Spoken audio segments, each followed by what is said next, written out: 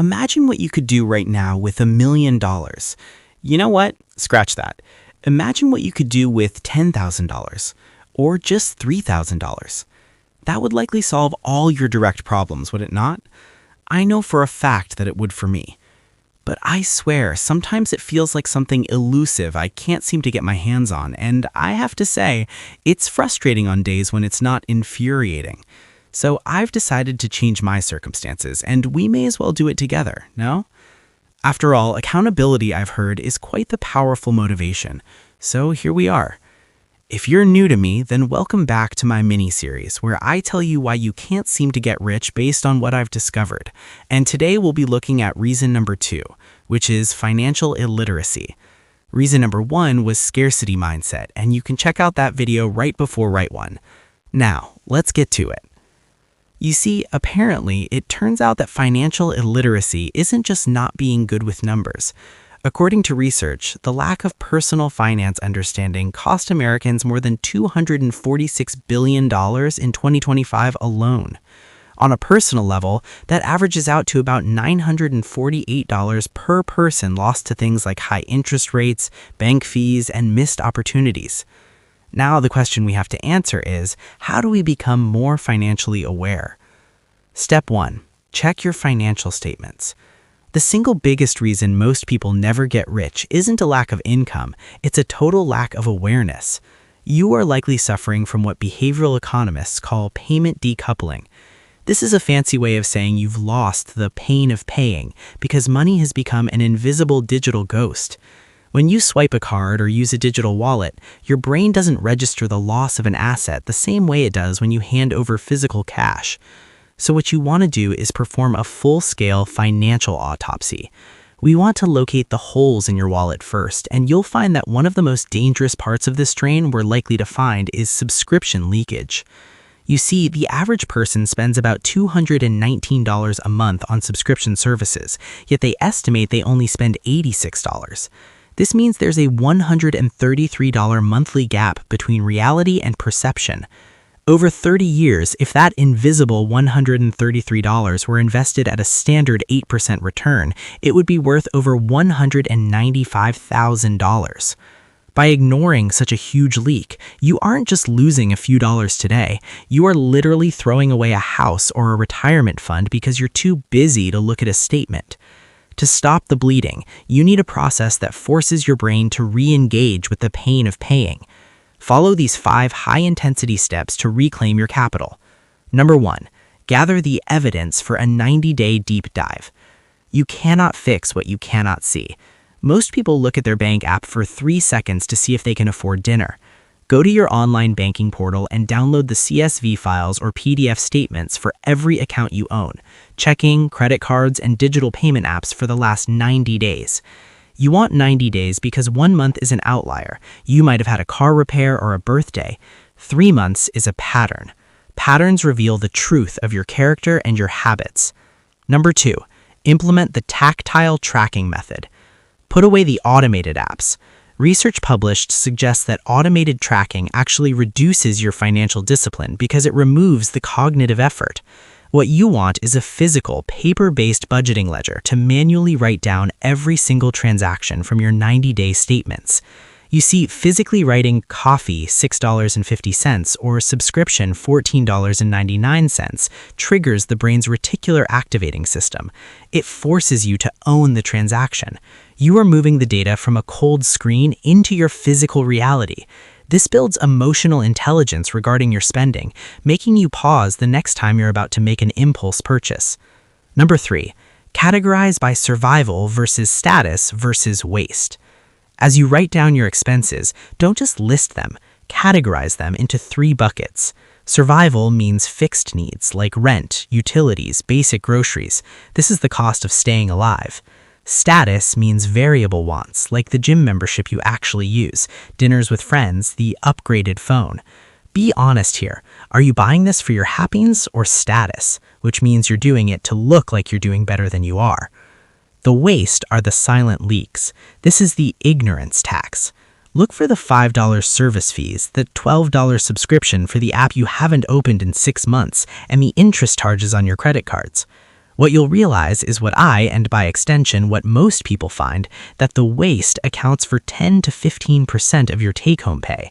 That is money you are working for that provides no value to your life.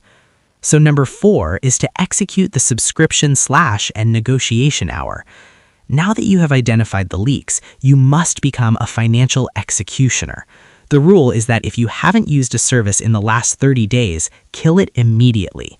Do not pause it. Delete it. You also might not know this, but you absolutely can also negotiate with companies. Spend 1 hour calling your internet provider, your insurance company, and your cell phone carrier. Research shows that 15 minutes of negotiation can often lower a monthly bill by 15 to 20%. Number 5, redirect the capital to an opportunity fund.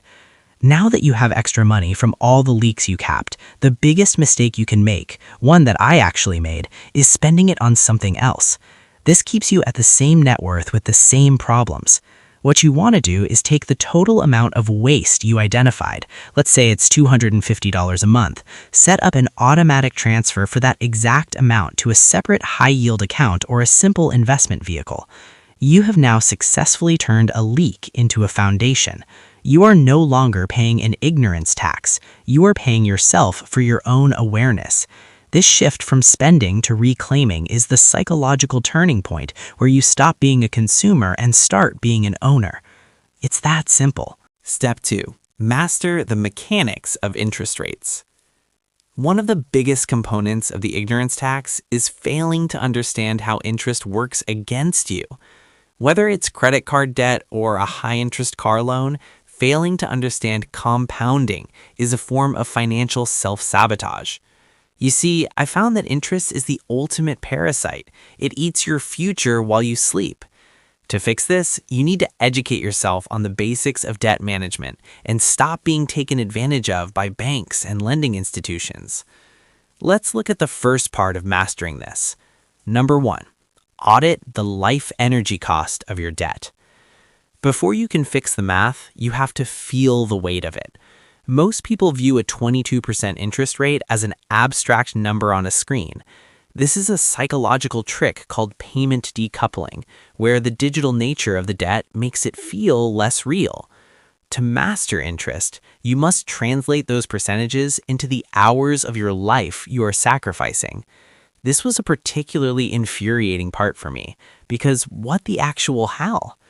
You see, you need to take your total monthly interest charge and divide it by your hourly take-home pay. If you make $30 an hour and you paid $300 in interest this month, you spent 10 hours over a full day of work laboring for the bank for free. Do you see what I'm getting at? Swiping your credit card may feel great when you're buying stuff, but once you start doing the math, then you see you're trading your most valuable resource, which is your time, to enrich banks and other creditors, while you wallow and languish in debt. This is simply unacceptable. Which brings us to number 2, perform a liability to asset conversion. You cannot get rich if you use debt to buy things that lose value the moment you take them home. This is the hallmark of the uneducated consumer.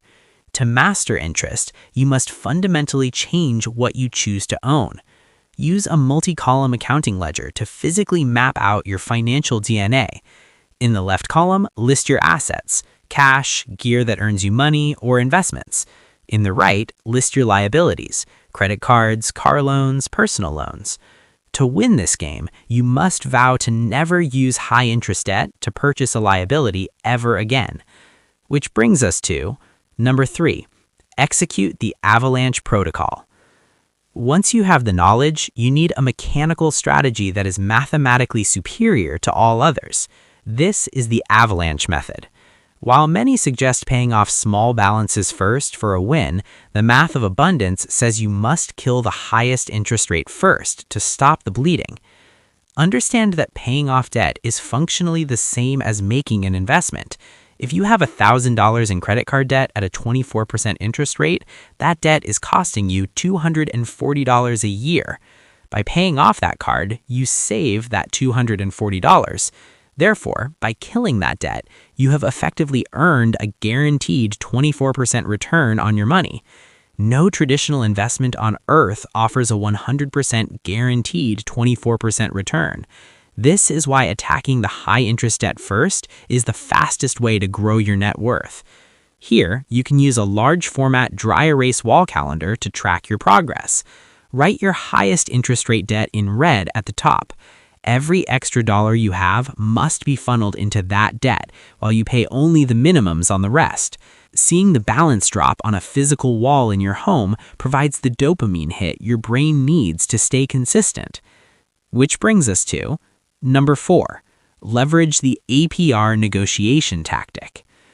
Most people do not realize that interest rates are not a life sentence. They're a proposal from a corporation that you have the right to decline. You're the customer and you have leverage.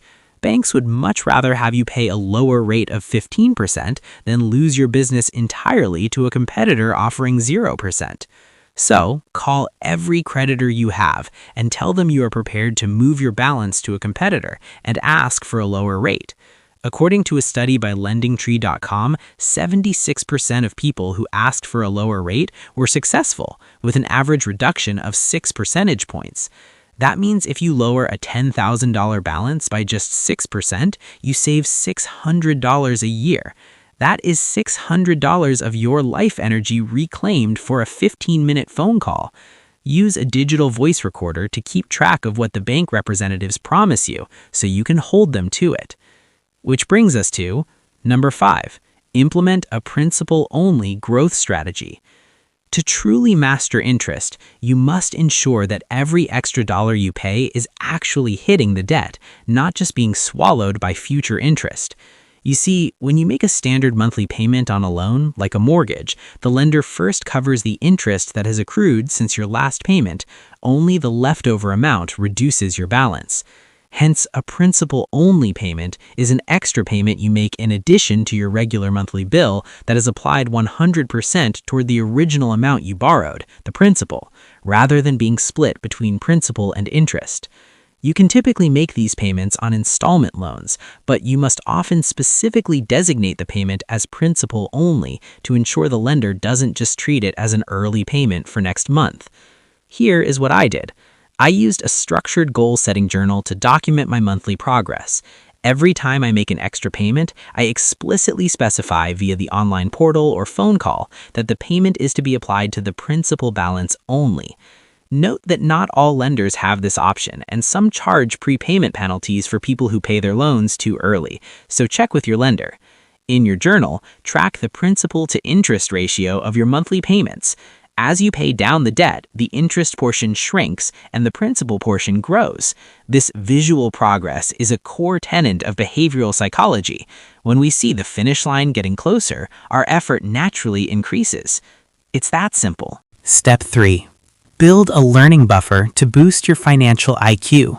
You cannot build wealth with the same mindset that kept you poor.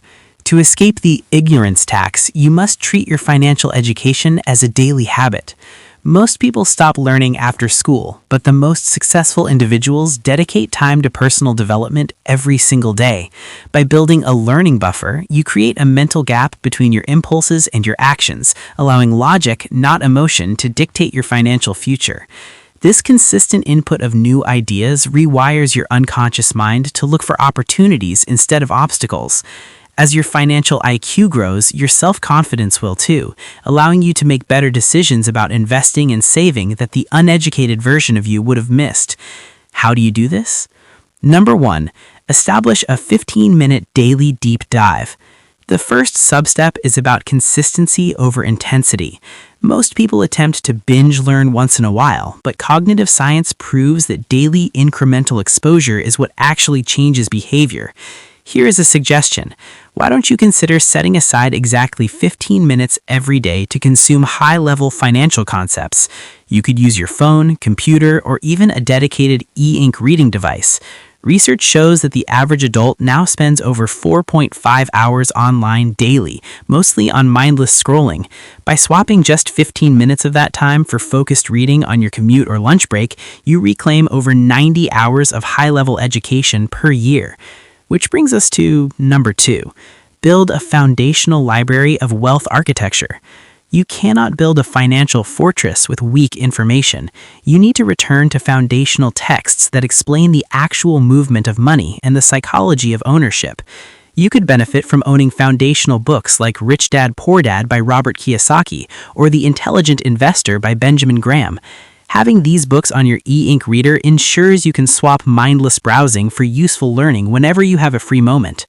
Which brings us to number 3. Practice the vocabulary expansion method. You cannot master a system if you don't know the names of the gears moving within it.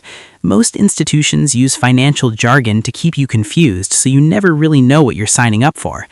What I personally did was get a structured, index-tabbed study journal where I can write down 3 new financial terms I learn every week. Concepts like equity risk premium, tax loss harvesting, or amortization. Research shows that there is a direct link between financial vocabulary and investment success. For instance, people who understand the specific terms in a contract are also 40% less likely to be overcharged or scammed. But why do you need a journal for this? Because physically writing these definitions moves the info from short-term memory to long-term memory, effectively lowering your ignorance tax for life. Which brings us to number 4, the primary source verification rule. Most regular people get their financial IQ from finfluencers, headlines, or secondhand summaries. The problem is that these sources often have an incentive to prioritize clicks or commissions over the actual information. To build a true learning buffer, you must learn to bypass the noise and look at the raw data. Before making a decision based on a trend, commit to finding the primary source of that data. Instead of trusting a news article about inflation, go directly to the Bureau of Labor Statistics or your central bank's website to see the actual Consumer Price Index or CPI report. Instead of trusting a guru about a stock, look up the company's Form 10-K on the SEC's database. This move alone separates you from 90% of the population. When you see the raw numbers, you realize that headlines are often exaggerated. You develop the mental muscle to interpret reality for yourself, which prevents you from panicking when the news tells you to. Number 5. Subscribe to a jargon-free macro digest or newsletter designed for everyday people. The final substep in building your learning buffer is staying current without getting overwhelmed by fear-based media. If you don't understand the why behind market shifts, you will make emotional decisions with your money. So consider subscribing to a reputable, plain English financial newsletter or a macroeconomic digest or podcast designed for everyday people. The goal is to find sources that explain how global events actually hit your wallet. You also want to practice just-in-time learning. When you hear a term you don't understand in the news, like quantitative tightening or consumer price index, don't ignore it. Spend 3 minutes looking up the definition and how it impacts your purchasing power.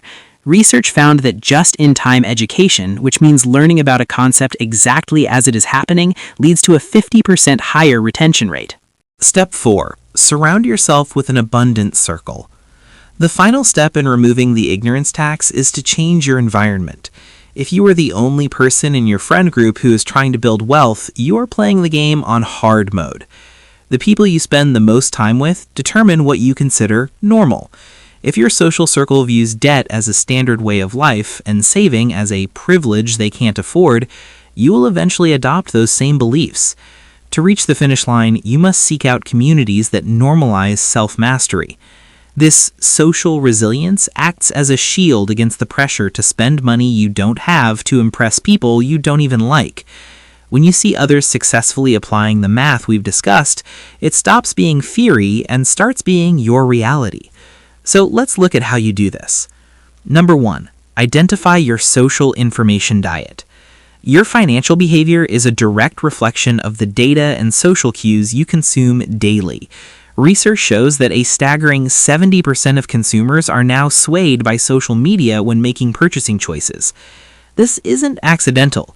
Platforms are designed to trigger hedonic impulses, where visual cues like a friend's new car or a vacation bypass your logical brain and go straight to your want center. A study published in PubMed further clarifies that passive browsing or silently lurking on social media leads to a psychological state called relative deprivation. Relative deprivation is the feeling that you are worse off than others, which triggers a biological urge to spend money on status symbols just to feel like you still belong to the group. To fix this, you must aggressively curate your social information diet. Look at your text messages and your feed from the last 48 hours. Is the dialogue centered on consumption or creation? If your environment is filled with lifestyle envy, you are paying an ignorance tax in the form of impulsive purchases. So the action is quite simple. Mute or unfollow accounts that make you feel like your current life isn't enough. Replace them with high-signal voices or people who discuss real financial issues like interest rates, market cycles, and debt reduction strategies. By changing what you see, you change your internal baseline for success. Number 2. Find a growth peer group. You need a circle where talking about money isn't awkward but the standard. Social learning theory shows that we internalize the habits of our peers through observation and vicarious reinforcement.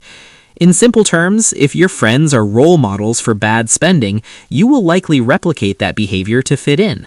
However, the study found that when people have peers who model high financial literacy, they're less likely to view irresponsible spending as a normal social standard. This environment creates a positive peer pressure, where the group goal is to build, not to burn. In a spending circle, you receive social praise for the new car or the expensive dinner. In an abundance circle, that praise is reserved for hitting a doubling milestone or paying off a high-interest, boss-level debt. Whether it's an online Discord, a local investment club, or a group of 3 friends who meet monthly to review their wealth scoreboard, this group provides the accountability that willpower alone cannot sustain. When wealth building becomes a competitive, fun sport within your tribe, you stop seeing saving as a sacrifice and start seeing it as the price of admission to a better life. Number 3. Neutralize the Joneses effect. The keeping up with the Joneses phenomenon is a documented psychological trap often called conspicuous consumption. Recent reports describe this as a socially inefficient and environmentally taxing consumption cycle, driven by the drive to match the visible material possessions of peers. This is a relative positioning game. If everyone in your circle gets a $50,000 car, you feel behind even if your $20,000 car works perfectly. This leads to a consumption spiral, where increasing wealth doesn't lead to more happiness, it just leads to more expensive status signals and chronic financial stress. To neutralize this, you must adopt the shield of an abundance circle. When your social circle values resource independence and experiential wealth over newness and exclusivity, the Joneses lose their power over you. You start to realize that the people you were trying to impress are often broke, stressed, and one paycheck away from a total collapse. What I do here and what you can do is to practice mindful consumption by asking yourself before any major purchase, am I buying this for its utility or because I want my circle to see me with it? This works like a charm because now I find more and more that I really don't care what people think anymore. Number 4. Leverage social capital for faster learning. Wealth building isn't just about the money in your pocket, it's about the knowledge in your network.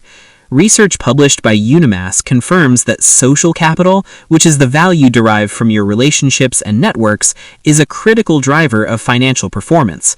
The study highlights that people who are part of a connected social network gain access to creative ideas and feedback loops that increase their ability to respond to market changes.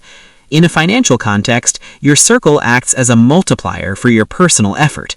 When you are surrounded by people who understand financial concepts, you learn by osmosis. Instead of spending 20 hours researching a high-yield savings account or an investment tool, a 10-minute conversation with someone in your abundance circle can give you the insider tips you need to skip steps. This network provides early warnings for financial scams and verified shortcuts for wealth-building tools. Don't just lurk in these communities. Ask questions and share your progress. When you contribute to the collective IQ of your group, the group ensures you don't fall behind. Which brings us to the last point. Number 5. Normalize wealth identity. The ultimate goal of Step 5 is a permanent shift in your identity. You are moving from a spending identity, someone who works to buy status, to an investing identity, someone who works to buy freedom. Research on the theory of planned behavior shows that subjective norms, which is the perceived social pressure to perform or not perform a behavior, are a primary driver of budgeting and saving success. You see, when your environment normalizes saving 20% of your income, it no longer requires willpower. It just requires you to be yourself within your group. This wealth identity makes consistency effortless, and research shows that the configuration of financial practices is more influenced by personal experience and social context than by demographic traits like gender or age. This means your success is a choice based on who you choose to be around. Hence, an abundance circle provides a constant feedback loop that keeps your ignorance tax at zero by updating you on new tools and challenging your limiting beliefs. You don't have to fight your biological urge to fit in, you just change who you're fitting in with. This outcome ensures that wealth building becomes your new normal, turning the uphill battle of financial freedom into a steady, collective walk towards the finish line. That brings us to the end of the second reason why you can't seem to get rich. Now you know that financial illiteracy is a literal ignorance tax that bleeds your bank account and your life energy every single day. By performing your own financial autopsy, mastering the mechanics of interest, and surrounding yourself with an abundance circle, you are officially stopping the bleed. It really is that simple once you decide to look at the numbers and own your reality. But we aren't done yet. You definitely want to check out reason number 3 why you can't seem to get rich in my next video, which has gone a long way in helping me. See you there?